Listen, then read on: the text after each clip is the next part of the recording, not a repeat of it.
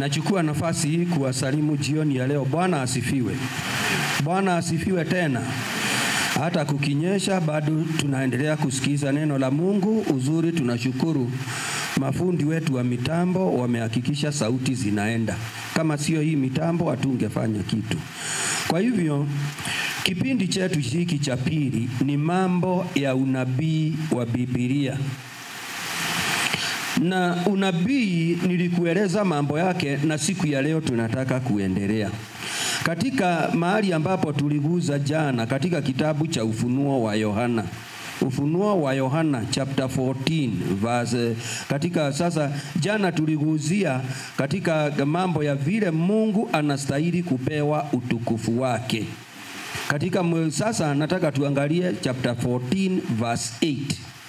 Biblia inasema hivi, kitabu cha Ufunuo: kisha mwingine malaika wa pili akafuata akisema, umeanguka, umeanguka Babeli, mji ule ulio mkubwa, maana ndio uliowanywesha mataifa yote mvinyo ya ghadhabu ya uasherati wake. Juma hili hizi siku karibu 4 tena zimebaki. Nataka tu niendelee tu kufafanua Babeli. Jana nilikueleza ya kwamba Biblia iko na Babeli 4. Ya kwanza ikiwa ni ile ilitengenezwa na Nimrod. Ya pili ni ya Nebukadneza. Ya tatu ni ya kwanza ni kitabu cha Mwanzo 9 hadi 11. Hiyo ni Babeli ambayo ilijengwa na Nimrod. Ya pili ikawa ni Babeli ile ya Nebukadneza, kitabu cha Danieli 1 mpaka kitabu hicho cha Danieli sura ya 5 pale. Alafu kuna Babeli ya tatu ambao ni Ufunuo wa Yohana 17 mstari wa 1 hadi 5. Na Babeli hiyo inaitangwa Babeli ya kiroho. Na kuna Babeli ya 4 ambao ni Babeli imeanzia Ufunuo sura ya 17 mstari wa 6 hadi kitabu cha Ufunuo wa Yohana 18. Ukiangalia hizi Babeli na hii kitabu cha Ufunuo saa hizi kikasema ya kwamba malaika anaonekana na ujumbe wa pili akisema Babeli imeanguka. Revelation 17 mwanamke anaonekana, anasemekana katika kipaji chake ana jina limeandikwa Babeli mkuu, mama wa makahaba. Revelation chapter 18 nayo inakuja inasema Babeli imeanguka, kimbieni kutoka huko. Hicho kitu ndicho nini? Maana tumejulishwa ya kwamba unabii lazima tuujue. Siku ya leo maana nataka kuanza kukuelezea hizo Babeli. Nataka tuone Babeli ya kwanza, ile Babeli ya Nimrod, na tuone vile iliyo na mahusiano na mambo ya kiroho, maana ndio uelewa ile ya kitabu cha Ufunuo. Vile unaambiwa ukimbie kutoka, lazima uanze na ya kwanza. Ukianzia tu kitabu cha Ufunuo tu hivyo hautaelewa. Unatakikana uone Babeli ilianza wapi. Sasa tutaanza leo na Babeli ya kwanza, kesho tutaona Babeli ya pili, kesho kutwa tutaona Babeli ya tatu, siku nyingine tuone Babeli ya 4 na tuendelee namna hiyo. Kwa hivyo hii Babeli ya kwanza, maana tumeongozwa kwa maombi. Babeli hii mambo yake yanajulikana aje? Yale ninayokueleza yamechanganywa kupitia kwa Biblia na maandishi ya historia, vile waandishi wa historia walikuwa wanasema. Na walikuwa wanasemaje? Na kitabu kile kiko pale kinaitwa Babylon, yani kinaitwa Babylon. Hiyo kitabu cha New Age Movement. Mambo yale nitakusimulia wiki hii yako hapo. Na mengine mengi ambao pengine hatutaweza kuelezea. Katika hiyo mfululizo bado tutakuja kuona mpaka tutakuja kuangalia hadi tutaangalia mpaka hata alama ya mnyama tutaijua wiki hii. Unajua katika ulimwengu wa sasa hata watu wamechanganyikiwa kabla sijaanza mambo ya hiyo Babeli wa kwanza. Unaona katika saa hizi watu wakisikia alama ya mnyama imeleta taabu mpaka kwa watu wale wameokoka. mimi nilipokuwa nakuja kuamini na ninapokumbuka, unakumbuka watu wanatafsiri mbali kuhusu alama ya mnyama. Moja, utasikia watu wanataja kwamba alama hiyo ilianza kutajwa ya kwamba unaona watu walipopewa kitambulisho, namba ile iko hapo yako ya kitambulisho ilikuwa inaitanishwa na 666. Ikaenda haikufua dafu, kukatokea namba ingine, kukatokea katika mambo ya kuuza na kununua katika biashara. Supermarket ikatokea ya kwamba vitu vyote vinavyonunuliwa viko na code number, inapitishwa kwa mashini, inasoma bei ya hiyo kitu. Watu wakasema usinunue vitu vya dukani viko na alama ya mnyama. Watu walitafsiri hivyo. Hiyo ninakumbuka hata Waadventista wengine wakiambia watu msiende kununua vitu supermarket ni viko na alama ya mnyama. Ikatoka hapa, unajua ilienda aje? Kukakuja namba ingine ambayo iliitwa pin number. Hii pin ya KRA, watu kuona ya kwamba KRA imetokea tena, watu wakahubiriwa usiende kuchukua pin number hiyo. Unasikia ati uende kwa cyber upewe pin number. Tafadhali watu wa Mungu msichukue. Habari hizo zilikuwa zinahubiriwa kwa crusade. Watu wanaambiwa usichukue pin number. Sio hivyo peke yake, ikaendelea hivyo, ikakuja ATM card. Ile ambao unaenda kwa ATM, automatic telling machine, unaiweka pale inatoa pesa. Watu wakaambiwa tafadhali jamani, dunia imekwisha. Alama ya mnyama msichukue ATM. Nataka nikwambie, na wale wanaenda wakihubiri hiyo kabisa namna hiyo, hata si watu wale wa dunia, ni watu wameitanishwa na kanisa la Masalio la Waadventista wa Sabato, na wanaendelea kudanganya watu. Unajua ni kwa sababu gani? Dangers of careless living. Watu wanakosa kusoma neno la Mungu. Na hata ikaendelea hivyo. Saa hii kufika mwisho hapo. Saa hizi imefika mahali na mambo mengine. Kulikuja ile huduma namba. Ilikuwa inaletwa na huyu mtu alikuwa waziri wa security wakati wa Uhuru wa Kenyatta. Aliitwa nani? Matiang'i. Naye akakuja na huduma namba. Huduma namba watu wakahubiri ni alama ya mnyama, na ni Waadventista wa Sabato. Tena ikakosa kuvua dafu. Watu kukatokea still mambo mengine. Unajua COVID-19 tena imeitwa ni alama ya mnyama. Ukiangalia watu mpaka wanatafsiri hiyo jina COVID-19, wanaifanya hesabu kama ile ilikuwa ya Roman numbers, wanalete 666.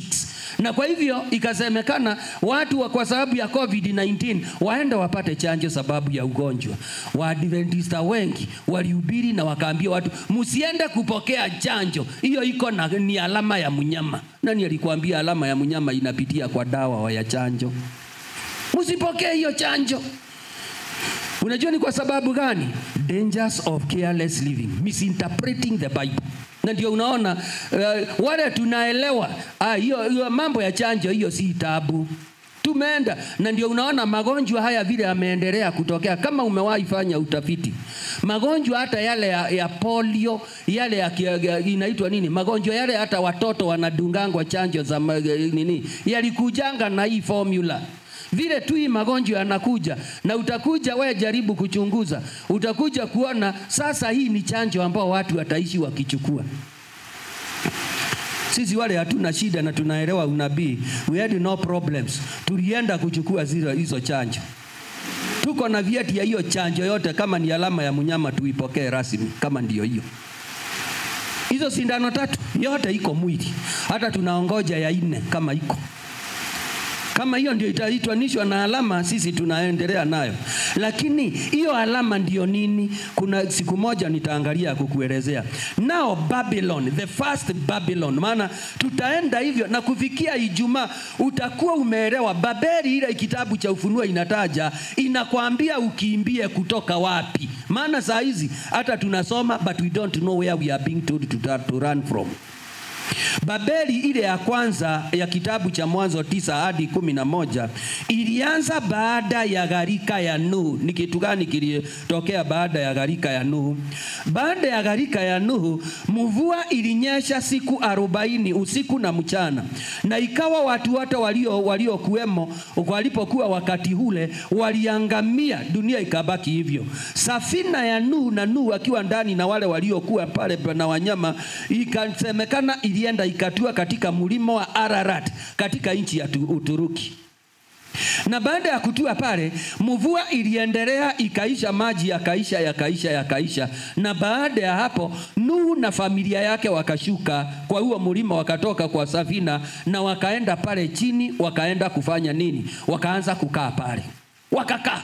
Hata saa hizi wale hawaamini, wale wanachimbanga migodi na wale wanaofanya mambo ya geography, utafiti umefanywa kwa hiyo milima, na mbao zilizotengenezwa na Nuhu zimetolewa hapo, watu wanaendanga kuona, ili watu waamini mambo yale yameandikwa kwa Biblia ni ya ukweli. Nuhu na familia yake wakafanya nini? Wakashuka pale chini ya mlima na wakakaa, wakaendelea kuzaana hapo, wakaishi, wakawa wengi.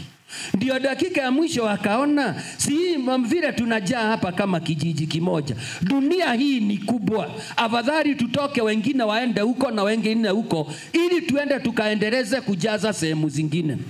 Kikundi kimoja kikatoka hapo na kikaenda mahali ambapo katika Biblia paliitwa the Fertile Crescent, na katika geography it is the land between the two rivers. Ni katikati ya mto wa Euphrates na Tigris, hapo katikati.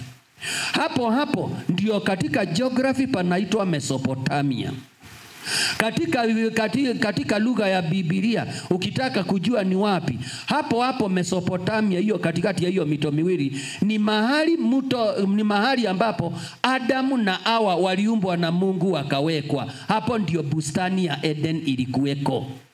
Na siku ya leo hapo ambapo bustani ya Eden ilikuweko, ndio mahali nchi ile siku ya leo inaitwa Iraq.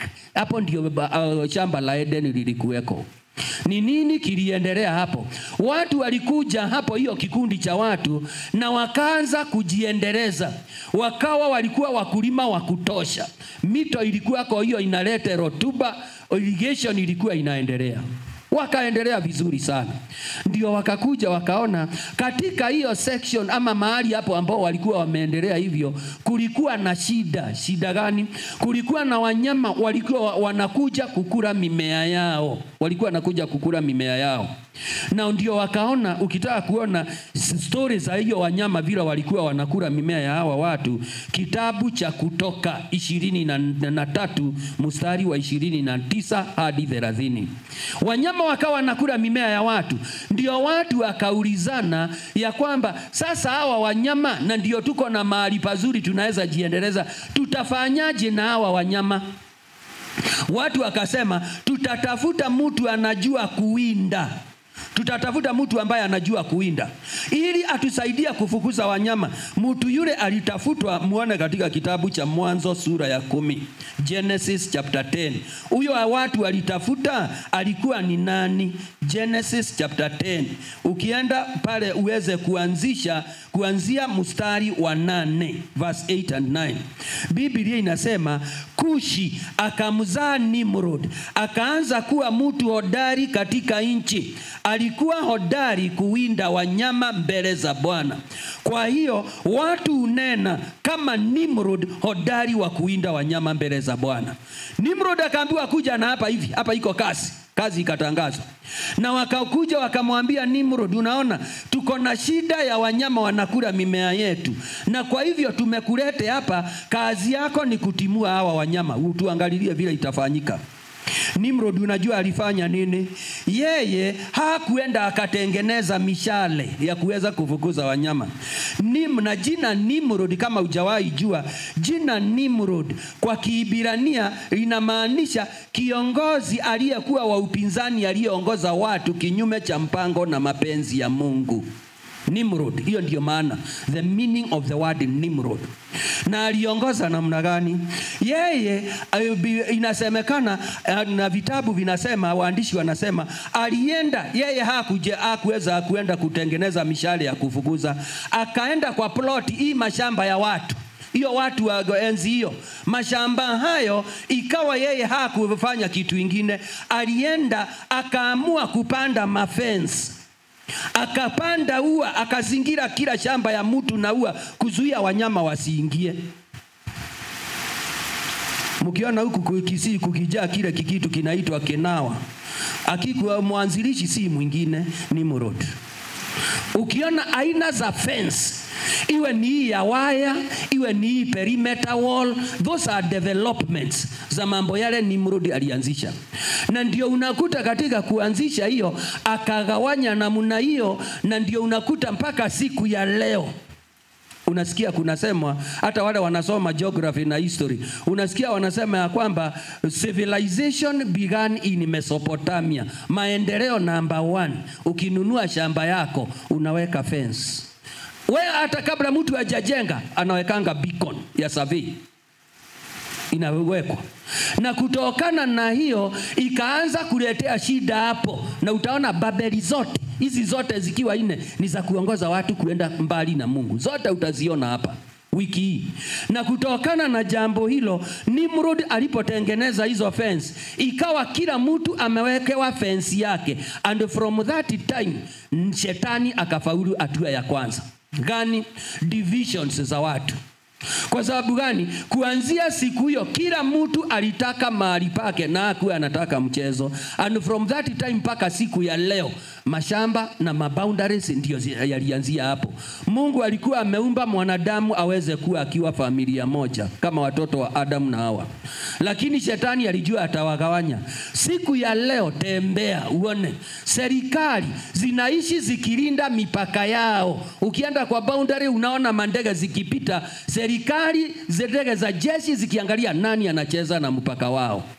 Chifu wa location hii hawezi enda kumwaga pombe ya location ya mwenzake, inaitwa trespass. Saa hizi watu ambao ni wa familia moja, angalia siku ya leo baba na mama wamezaa watoto, wazee wale wako hapa. Unakuta wazee alikuja akawa na shamba lake, siku zake zikienda anakuja anagawia watoto wake, anawaambia wewe shamba yako, wewe utakuwa ukilelea watoto wako hapa, na wewe hapa, na wewe hapa. Lakini angalia siku ya leo, saa hizi hiyo mashamba ikigawa na watu wamezaliwa na mama moja, walitoka tumbo moja. Ndugu huyu akosee, avute kamchanga kadogo ka upande huu mwingine, atatenganishwa na uhai. Hakuna mtu ataguza mchanga wa mtu mwingine, na ni brothers, ni ndugu ya usifikirie hiyo kitu ilianza mahali pengine.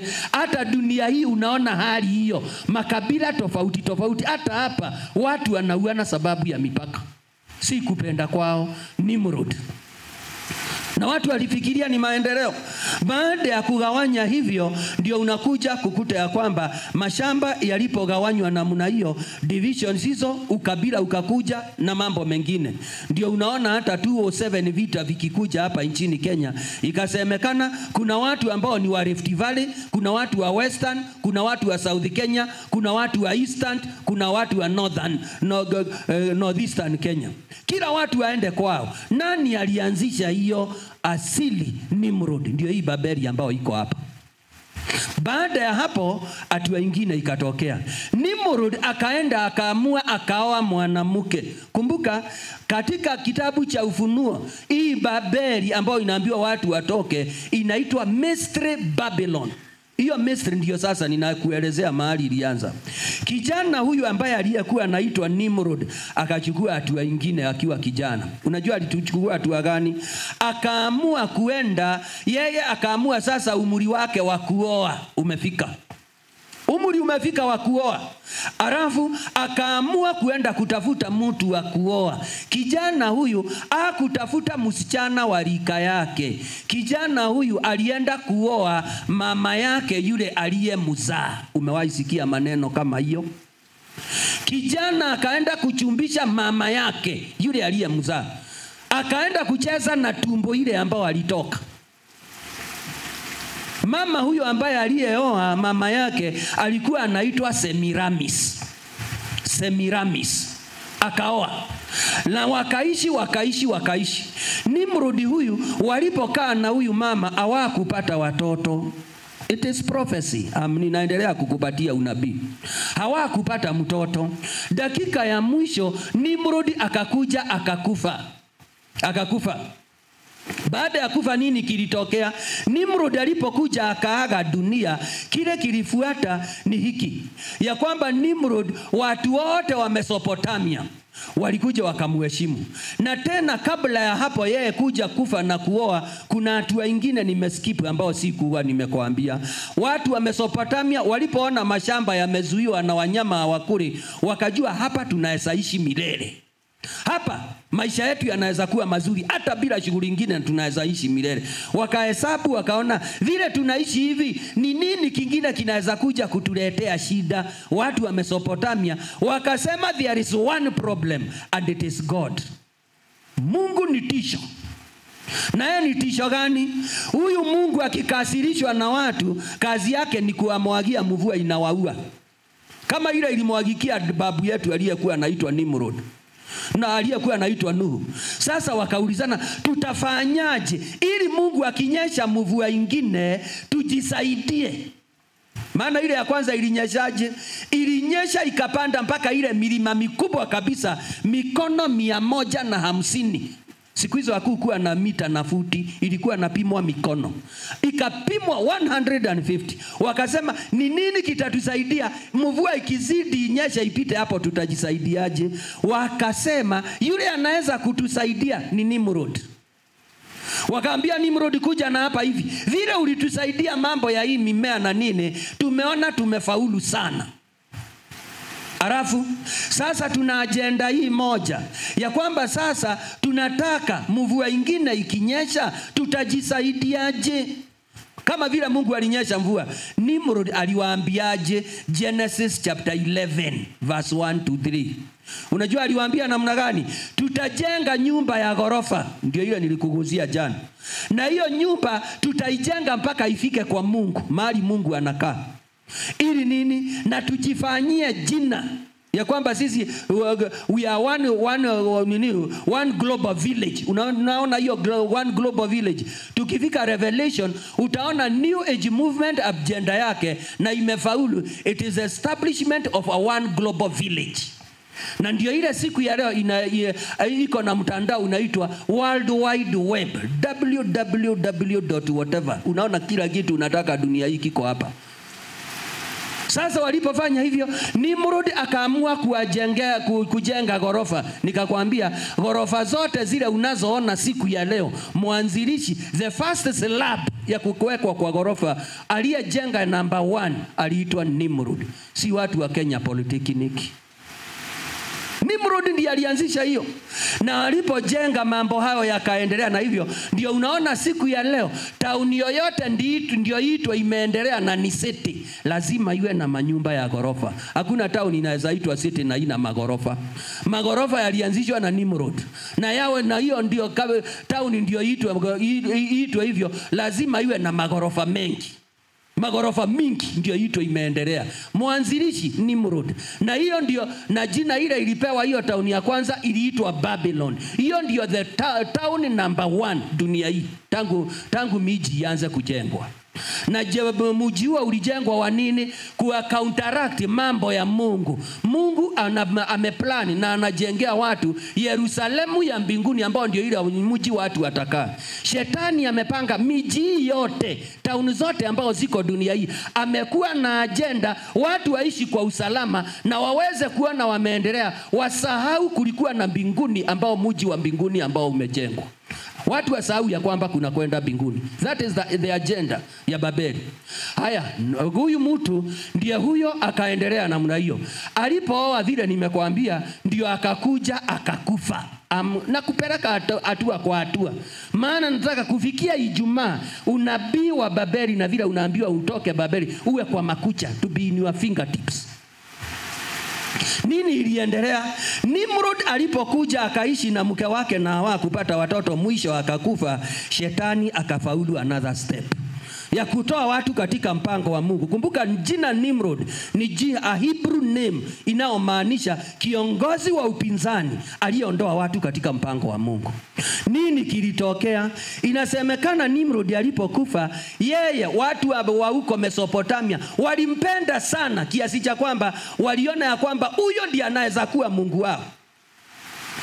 Na kwa sababu alipendwa katika hizo provinces zote ambao zilikuwa katika nchi hiyo ya Iraq, katika hiyo Mesopotamia, ikisemekana ya kwamba Nimrod atazikwa, watu wote wananchi wa nchi hiyo walikuwa wanataka kila, tuseme kama kungekuwa nchi ya Kenya na kaunti zake, kila kaunti ilikuwa ina demand lazima tusike kiongozi wetu, we must bury him.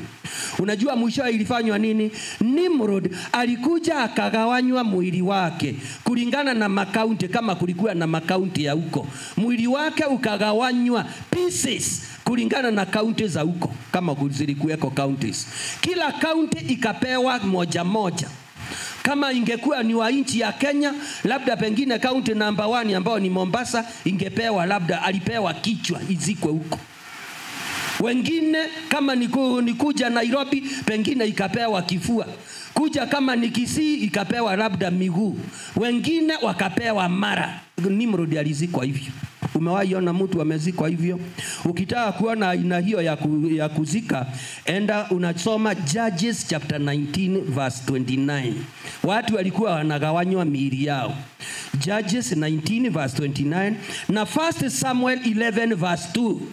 Akamzikwa sehemu tofauti tofauti. And from that time uanzilishi wa hiki kitu kinaitwa Freemason. Unajua saa hiyo iko na wiki hii kisha utaona mambo ya Freemasonry na Illuminati ile ambayo inaendelea siku ya leo. Inasemekana currently kuna watu members wa Illuminati na members ambao ni wa Freemasonry baada ya kuanzishiwa hiyo, maana Nimrod viungo vyake kuzikwa kwa sehemu tofauti tofauti ilikuwa inamaanisha watu wanaashiria maendeleo. Currently inasemekana ikiwa unataka utajiri wa dunia hii, ukitaka kuwa tajiri dunia ile ijawahi onekana, you must sell yourself to the devil. Lazima uuze mwili wako. Na ndio inasemekana pengine, nasema hivyo, pengine siku ya leo utaona watu ambao asili yao ni ya kuabudu Mungu. Si kama wale ambao ni Wabudha na Wahindu na nani, wale ambao huwa badala ya kuzika miili ya watu waliokufa wanaendanga kuteketeza. Unaona mtu ambaye alikuwa Mkristo na laini ya Ukristo anakuja anatoa ada ya kwamba siku ile nitakufa, mimi nisije nikazikwa, niende nikateketezwe. Je, unajua watu wengi ambao wameingia kwa Freemasonry ndio aweze kuwa tajiri, maploti yale yamejenga. Sijui kama hapa Kisii kuna watu ambao ni Freemasonry. Unajua inawezekana wengi wao na wengi wao manyumba mengi yao ndio waweze kujenga hiyo nyumba, ndani ya foundations za nyumba yao inawekangwa viungo vya watu. Umewahi jua hivyo? Vile ambavyo Nimrod alizikwa, wote ambao watakao kuwa matajiri wa dunia hii ikawa wao wakikufa, maana wa utajiri wao wote popote anajenga maploti na maendeleo, viungo vya miili ya watu inawekwa kwa foundation vingi. Na ndio anaye akikufa, yeye mwili wake hauzikwi, unachukuliwa na hawa watu. Ndio unaona hata wakati wa mazishi yake inasemekana hakuna watu wanaenda kule, mwili inateketezwa, labda watu wachache wa familia. Na hiyo familia ikienda, si ajabu hata wasione huo mwili, itakaa huko. Mtaambiwa ndio hilo mwili inachomeka. Kumbe si mwili, ni kuni zinaiva. Mwili ulienda ili nini? Watu wengine watakao jiunga na Freemasonry, wakijiunga, wakinunua maploti ndio wajenge, viungo vya mwili wako ndio zinagawiwa wako, nao ikawekwa kwa foundation. Mambo ni mazito. Si ajabu, mimi nimekwambia si ajabu. There is probability of truth in that. Maana nilisoma katika mahali Kutoka hapo Nimrod alipomalizika mambo yake ya kufa, Semiramis yule mama yake ambaye alimuoa akikaakaa hivi, unajua alipobaki baada ya muda kidogo akakuja akaambia watu ya kwamba niliota jana ama nilionyeshwa katika njozi, nikaona mzee wangu amefufuka. Na baada ya kufufuka ameenda kule kwa jua, na from kuanzia jana yeye ameitwa Mungu wa jua, na kuanzia siku hiyo kukaanza na Mungu wa kuabudiwa anaitwa Sun God. Sun God ni Nimrod. Watu wakaanza kumwabudu. Huyo ndio alikuja akaendelea mpaka siku yake ya ibada ikatengwa, ikaitwa Sunday, siku ya kuabudu Mungu wa jua, Sunday. Alafu ilipotengwa namna hiyo, Nimrod huyo, vile ambavyo watu moja walifaulu hapo si kitu kingine. Wacha nikupeleke uendelee kujua mambo, maana unabii unaguza kila area ya gospel.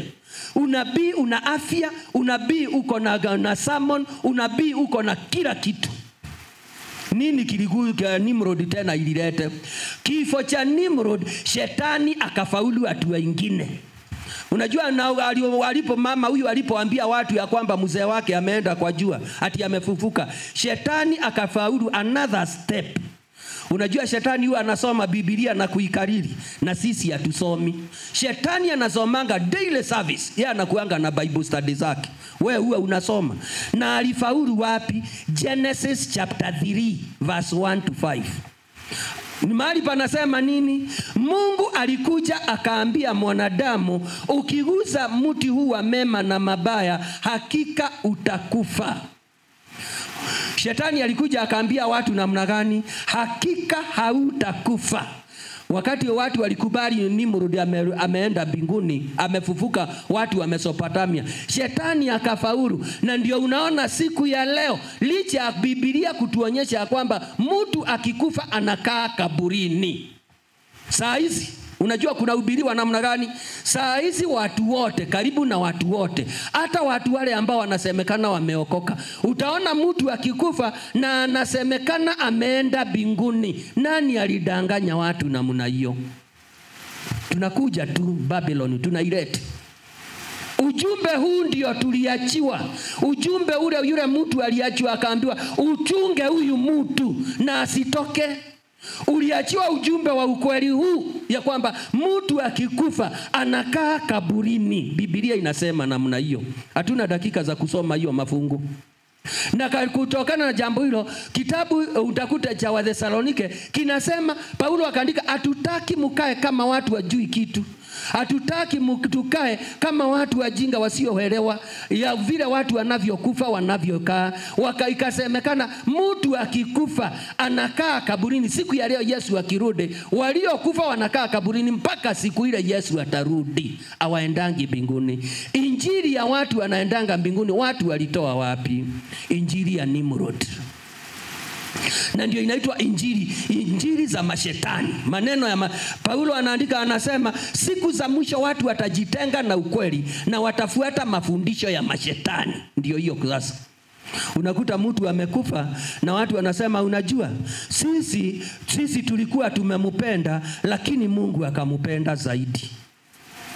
Inaandikwa mpaka kwa zile karatasi ya zoology, hiyo ya mahistoria ya watu, ati tulimupenda lakini Mungu akamupenda zaidi. Swali ni hili, watu tunaabudu Mungu gani? Yule ambaye akikupenda kazi yake ni kukuua, huyo ni Mungu gani? Is that God? Mimi siwezi abudu mtu kama huyo ambaye ati akinipenda ataniua. Wacha niwaambie, if that is the truth, saa hizi nyinyi mko hai hapa, sisi tuko, hauwezi toa ushuhuda useme Mungu anakupenda. Maana kulingana na hiyo ni kumaanisha Mungu akikupenda anakuua. Kwa hivyo ukiona uko hai, wewe umedharauliwa na Mungu ile ijawahi onekana. Jaribu kutafuta vile Mungu atakupenda. Tena swali ni hili, mimi nikiwa pastor, kama ni habari kama hiyo, siwezi kuwa pastor, maana nikiwa pastor Mungu atanipenda na ataniua. Afadhali niwe gaidi. Hiyo ni uongo. Na habari hizo Nimrod zimetokana na huko. Habari za mashetani, ibada za mashetani. hata siku ya leo, chukua, awacha niambie wazee, si wazee mko hapa, ili tuweze kujua ya kwamba Mungu, wewe maana umeumbwa na sura ya Mungu, na Mungu ni upendo, na wewe ni upendo. Wewe ni baba kama baba wa mbinguni, na unapenda watoto wako. Siku ya leo jioni, chukua panga ile imenolewa kabisa, kibinuka ile niliwaambia watu wakisiwa na tengenezanga kibinuka ya kubinuka na watu. Jioni utafuta ile mtoto unapenda kabisa, kata shingo leo. Alafu tukija kufuatilia, tusikie uliwa, kesho asubuhi tuje hapo kwako nyumbani na tupigie watu report. Mnajua mzee katika mboma ya mzee fulani mtoto amekufa, na tumeshuhudia tukaona mama ya huyo mtoto alimpenda, lakini baba alimpenda zaidi.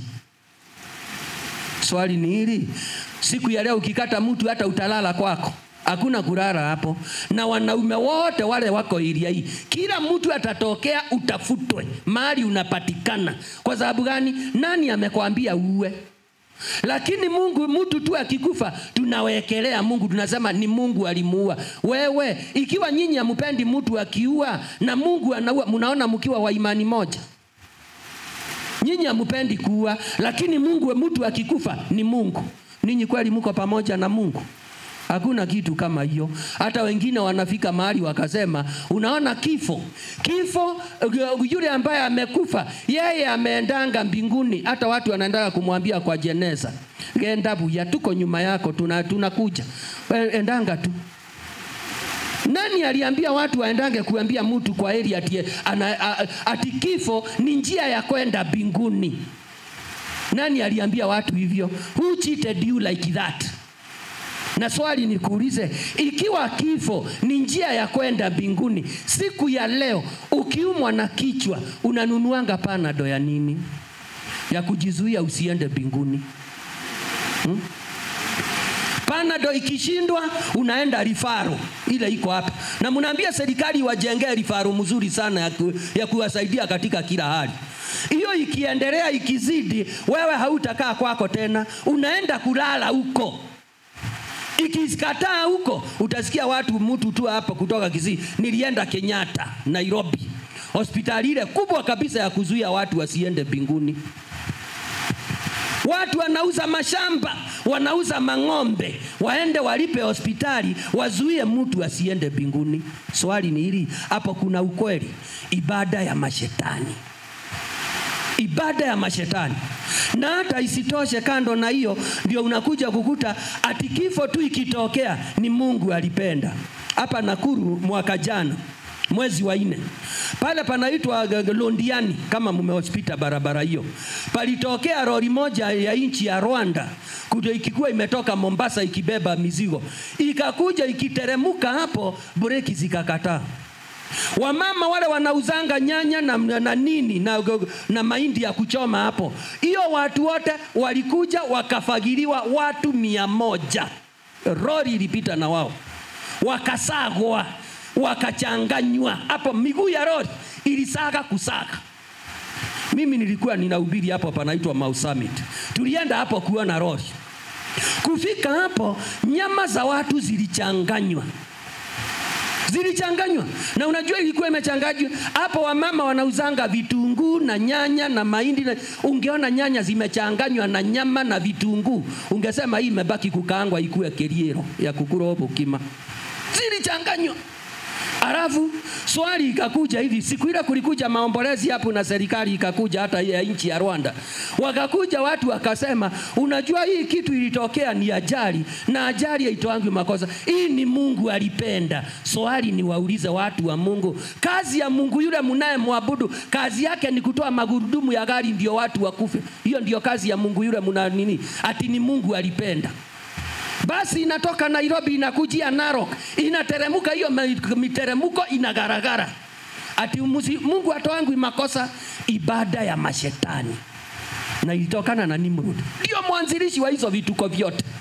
Na hata isitoshe, ibada zile unakuta watu ati baada ya mtu kufa, unakuta watu wanakuja wanasema kwamba wanatoa tributes.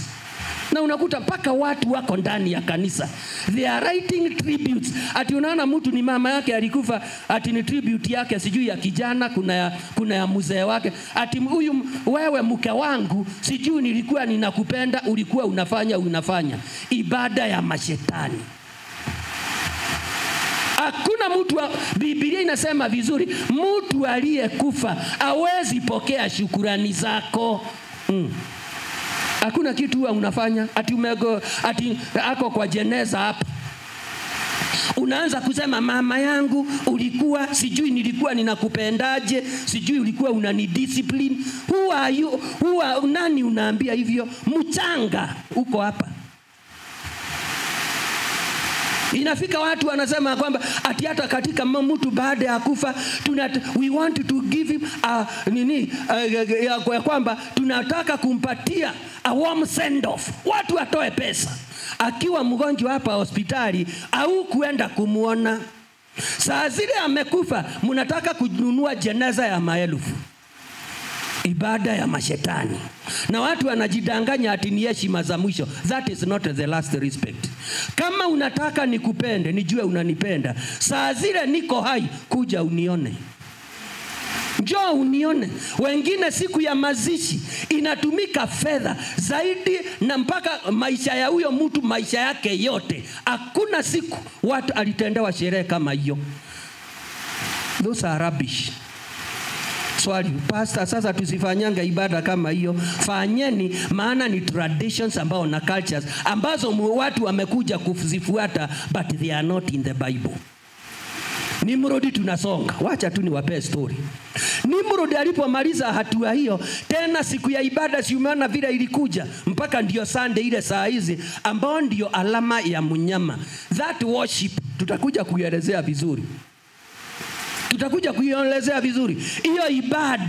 Hiyo ibada ya kuabudu si watu. Hakuna mtu ana alama ya mnyama. Lakini hiyo ibada ambayo ilianzishwa na Nimrod ya kuabudu siku na ikatengewa siku ya Mungu wa jua. Huyo Mungu wa jua ni Nimrod yeye mwenyewe. Siku yake ya ibada ni Jumapili. Ibada hiyo inaofanywa ndio alama ya mnyama. Kukaenda hatua ingine na kupeleka ni unabii. Hizi ni vitu zile tunaambiwa kwamba heri na mtakatifu ni yule anayesoma na kuelewa maneno ya unabii wa kitabu hiki.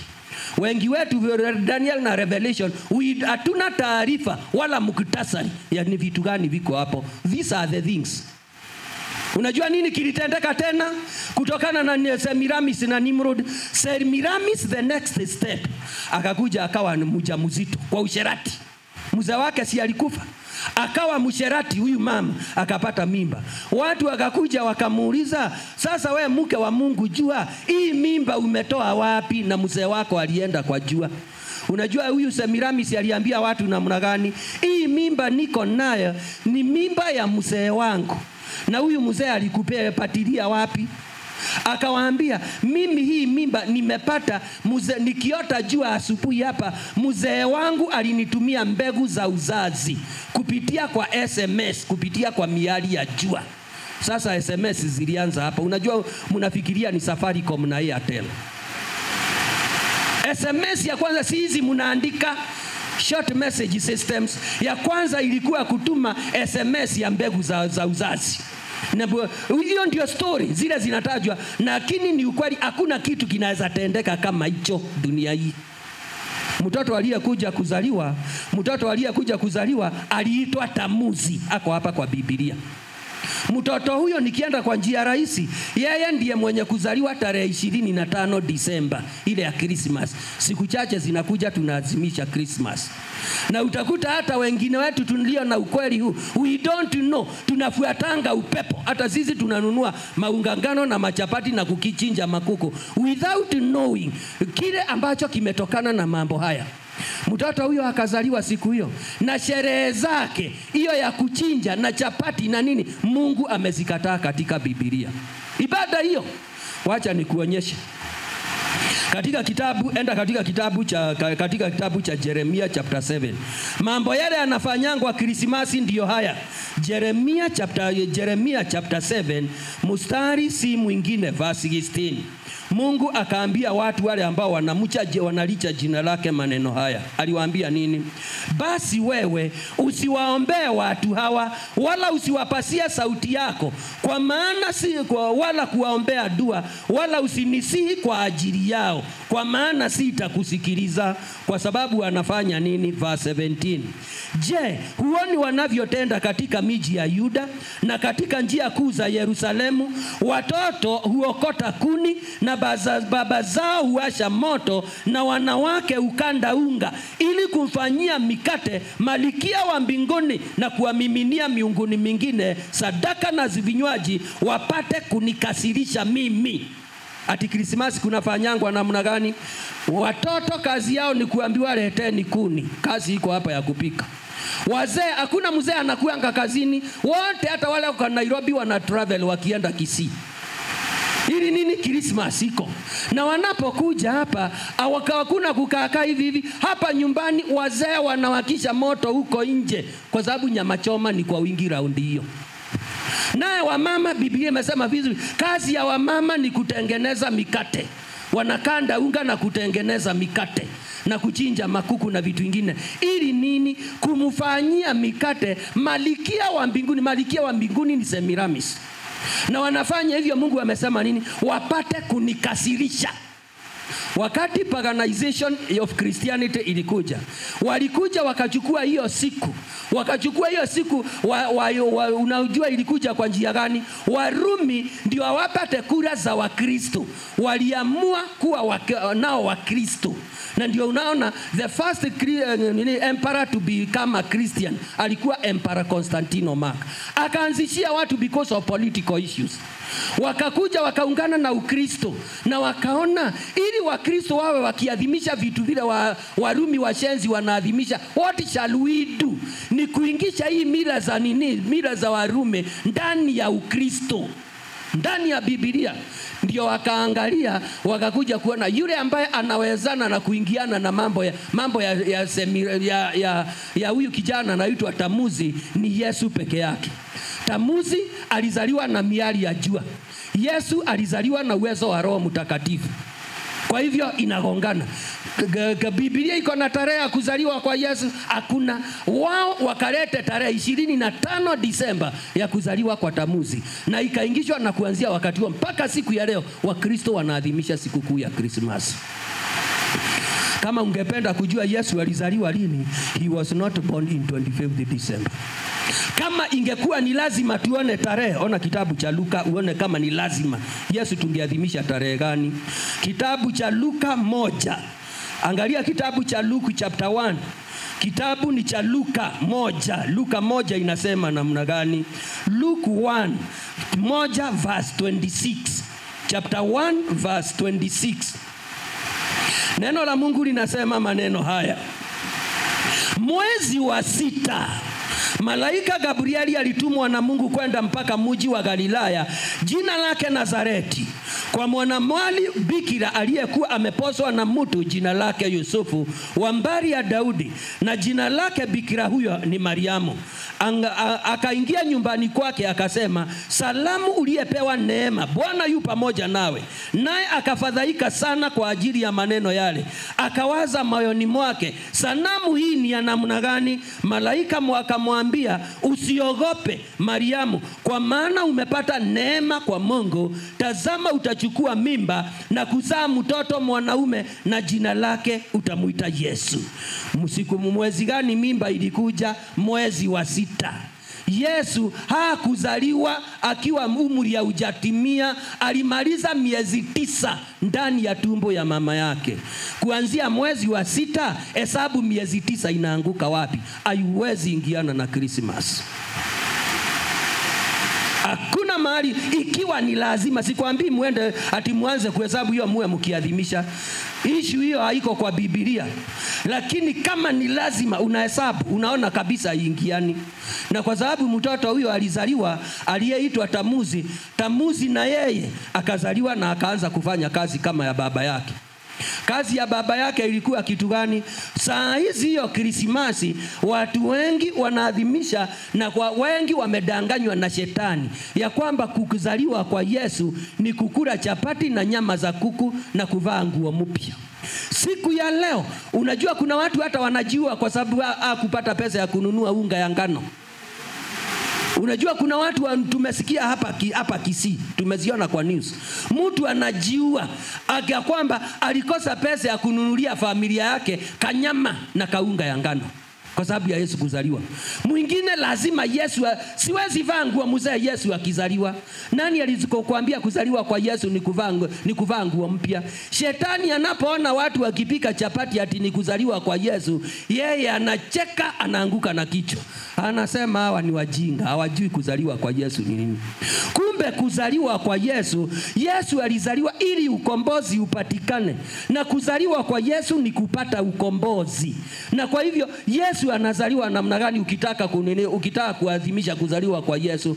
Kuzaliwa kwa Yesu lazima azaliwe maishani mwako kila saa, asubuhi, saa 6 na jioni na usiku wa 8 na kesho kutwa.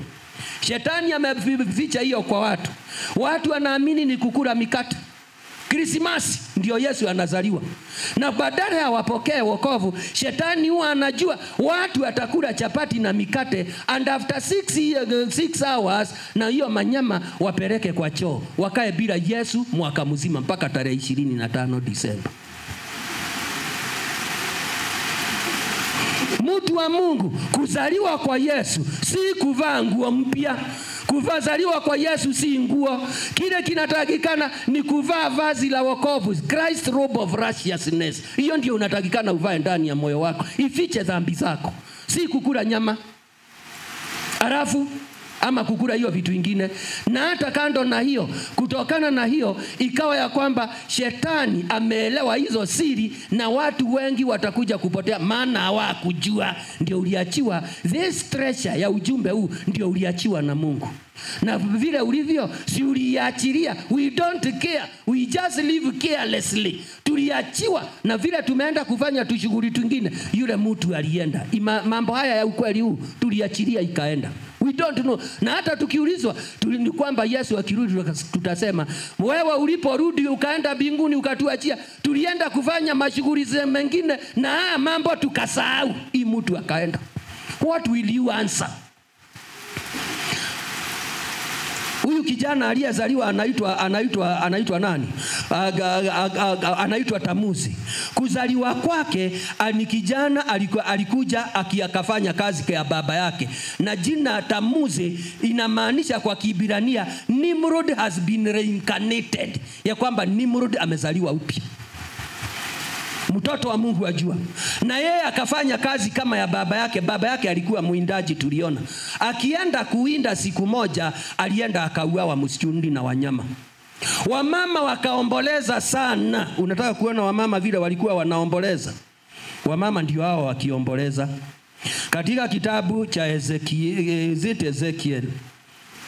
Kitabu cha Ezekieli, naamini ni chapter 14, kitabu cha Ezekieli. Inasema namna gani? Inasema namna gani? Sikiliza vile Biblia inasema.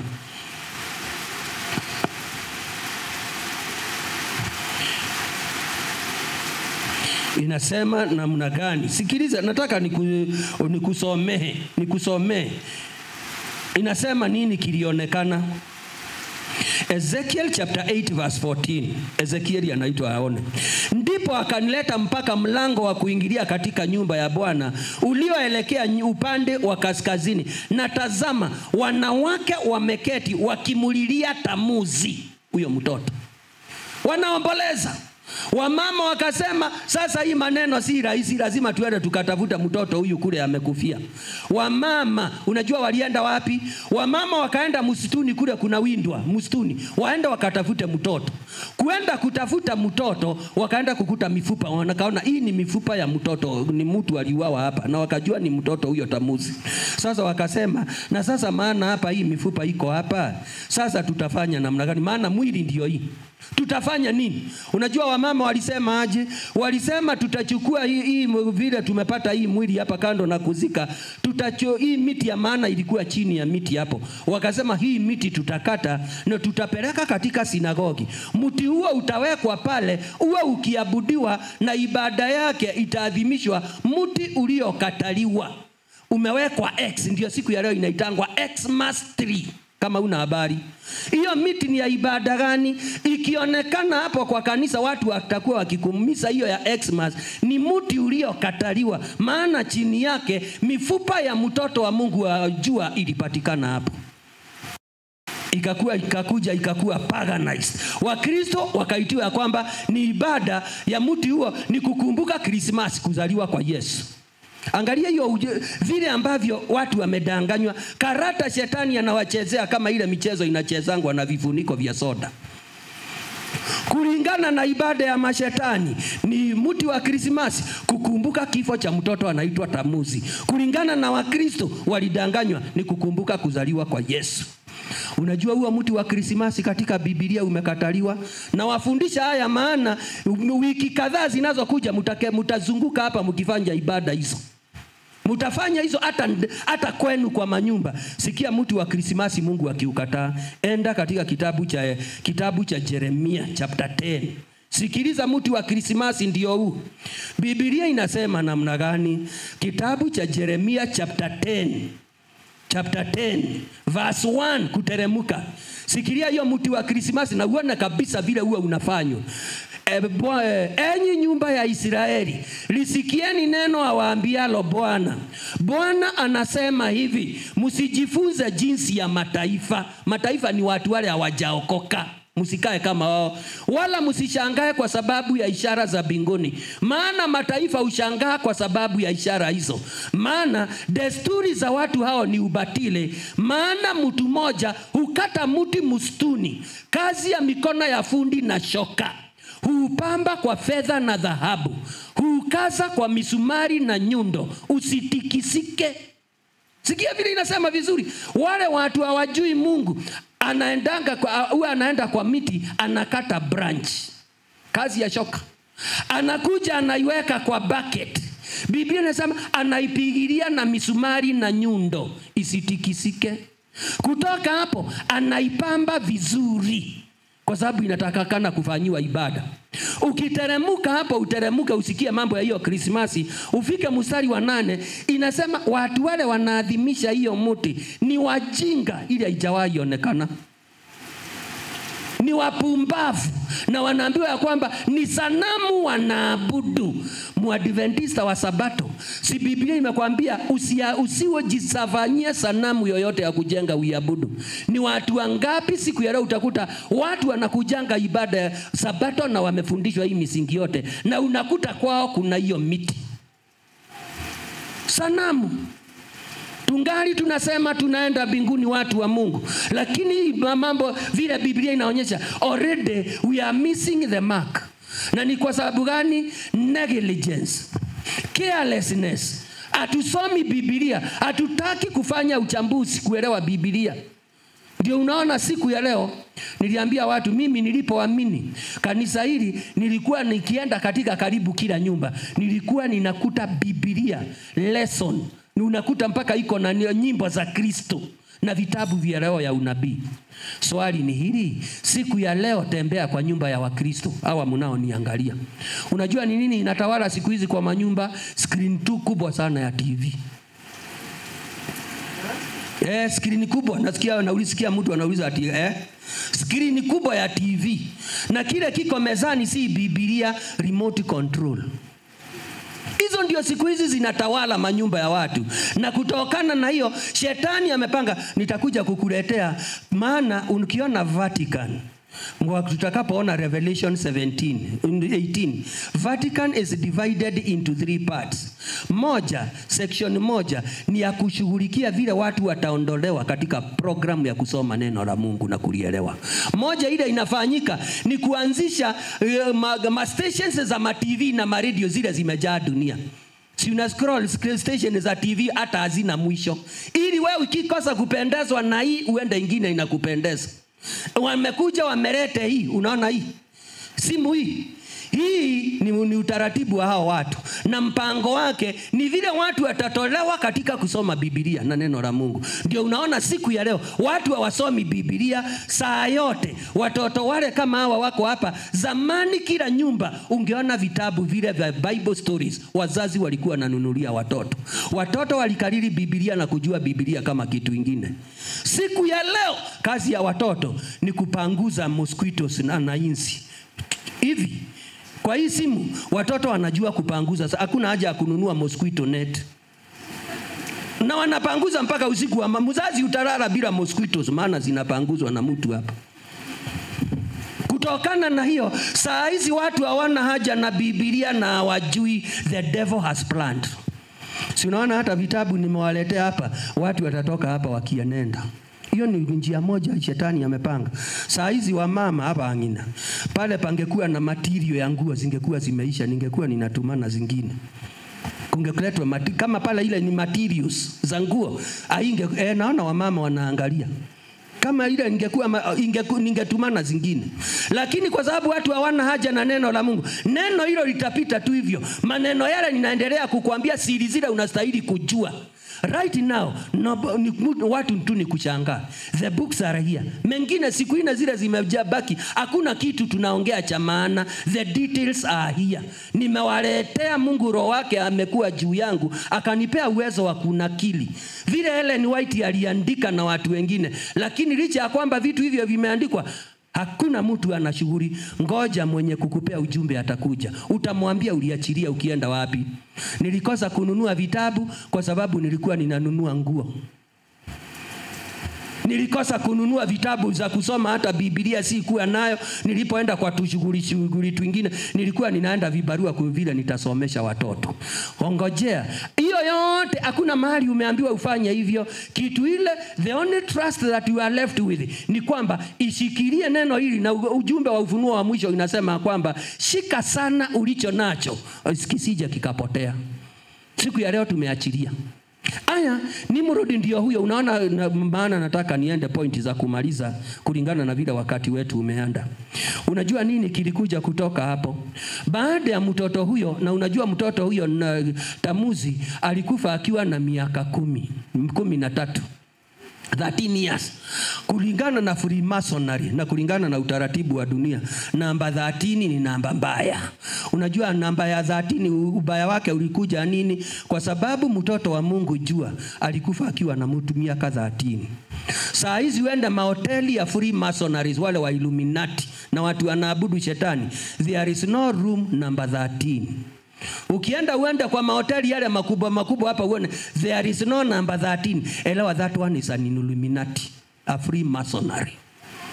Ukienda kwa mambo ya masafari rally, there is no safari rally ka number 13.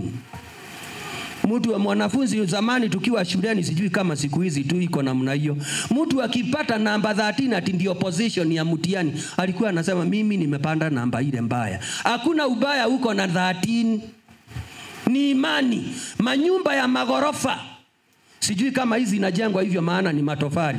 Ukienda zile za mawe ya 6x6 ama 6x9, uhesabu kutoka kwa foundation hapa.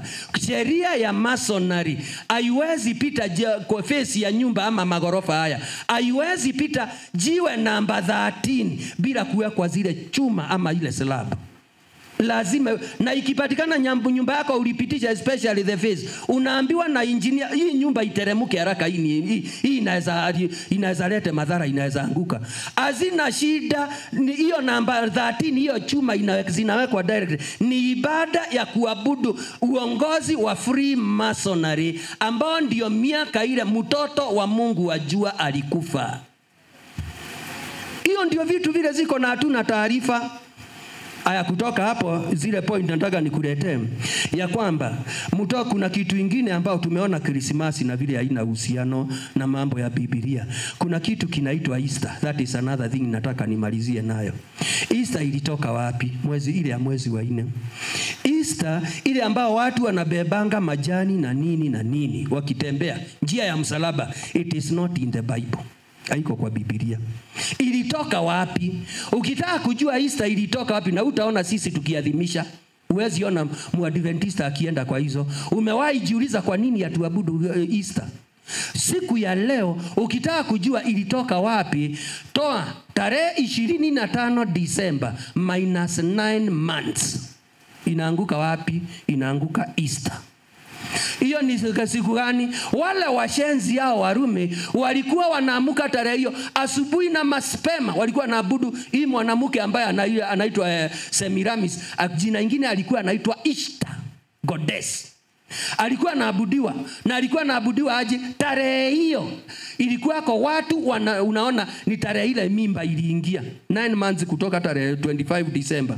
Watu siku hiyo walikuwa wanaamuka asubuhi na kupanda kwenda wakipanda juu ya mlima asubuhi na mapema kabla jua haijatokea.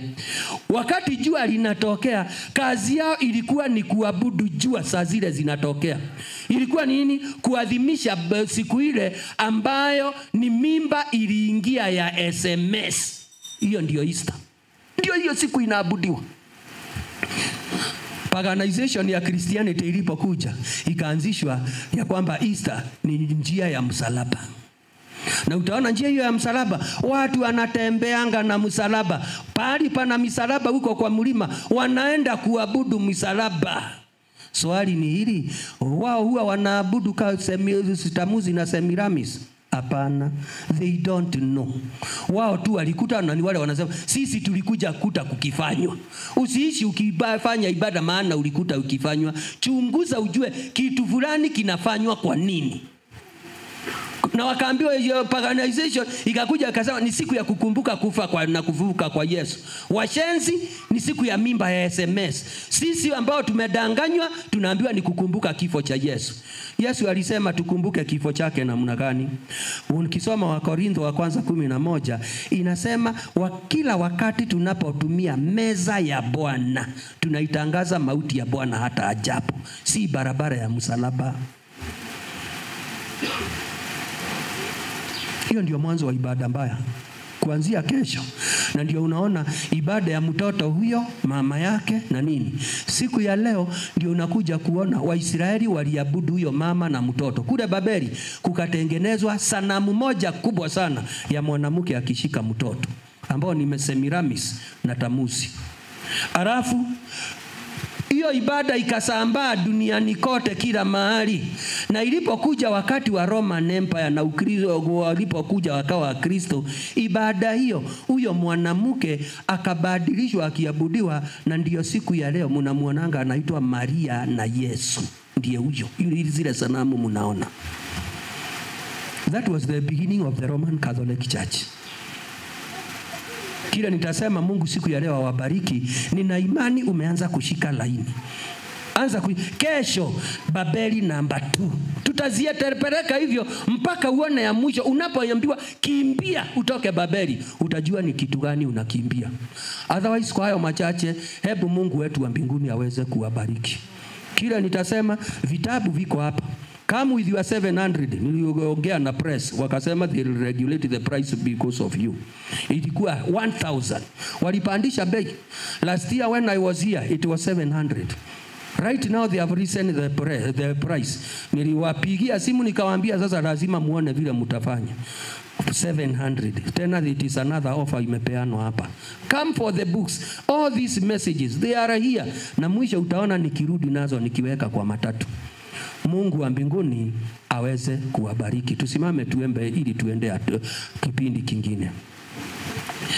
Baba wetu na Mungu wetu wa Israeli, twakuja mbele zako maana uliutupatia trust ya unabii. Na wakati huu Baba, mambo mengi ambayo yaliyo katika neno lako tumeishi bila kuyazingatia na kuyafuata. Siku ya leo tumesoma yale ambayo tumeishi bila kujua, na yale tumekosa kuzingatia na kufuatilia. Tuendelee kuwa na nuru hii ambayo dunia sasa imeishikilia, na shetani akipanga ibada nyingine. Mungu wa mbinguni, tunashukuru kwa sababu ujumbe huu unaingia masikioni mwetu, na ili utusaidie tusiendelee kuabudu sana sanamu tena. Tusiabudu miungu mingine tena. Hebu tusimamie ukweli, na watu wanapotuuliza tuwe na nafasi ya kuwasimulia mambo yale ambayo yanaendelea katika dunia hii. Asanti kwa mvua ambao imenyesha. Asanti kwa neno lako ambao tumeendelea kusikiza. Juma hili tunaendelea kujipatiana mikononi mwako. Linapoisha, hakika tuseme tulikuwa katika mlima wa Mizeituni kukutana na Mungu wetu. Tulienda Jerusalem, mahali uliambia watu kila mwaka wapae kwenda kusikia sheria yako na mafundisho yako. Mapenzi yako yatendeke, uwe nasi leo na hata milele, katika jina la Kristo Bwana wetu. Amen.